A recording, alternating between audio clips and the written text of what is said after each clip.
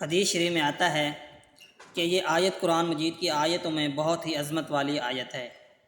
حضرت سیدنا ابی بن کعب رضی اللہ تعالیٰ عنہ سے روایت ہے کہ حسن اخلاق کے پیکر نبیوں کے تاجور محبوب رب اکبر صلی اللہ علیہ وسلم نے فرمایا، اے ابو منذر، کیا تمہیں معلوم ہے کہ قرآن پاک کی جو آیتیں تمہیں یاد ہیں ان میں کون سی آیت عظیم ہے؟ میں نے عرض کیا، اللہ لا الہ الا هو الحی القیوم۔ پھر رسول اللہ صلی اللہ علیہ وسلم نے میرے سینے پر ہاتھ مارا اور فرمایا، اے ابو منذر، تمہیں علم مبارک ہو۔ مستدرک کی ایک آیت روایت میں ہے کہ سورہ بقرہ میں ایک آیت ہے جو قرآن پاک کی تمام آیتوں کی سردار ہے۔ وہ آیت جس گھر میں پڑھی جائے اس گھر سے شیطان نکل جاتا ہے، اور وہ آیت الکرسی ہے۔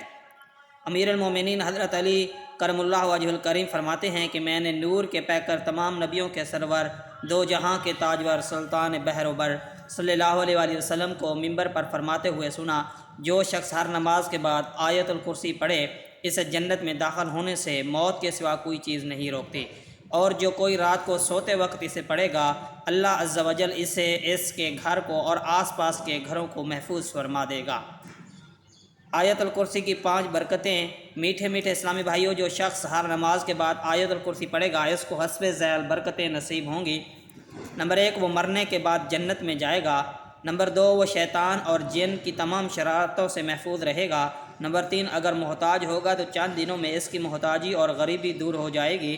نمبر 4، جو شخص صبح و شام اور بستر پر لیٹتے وقت آیت الکرسی اور اس کے بعد کی 2 آیتیں خالدون تک پڑھا کرے گا وہ چوری، غرقابی یعنی پانی میں ڈوبنے اور جلنے سے محفوظ رہے گا۔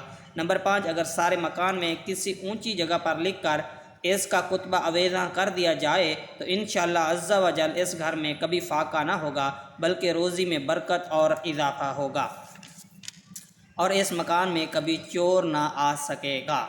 صلو علی الحبیب صلی اللہ تعالی علی محمد۔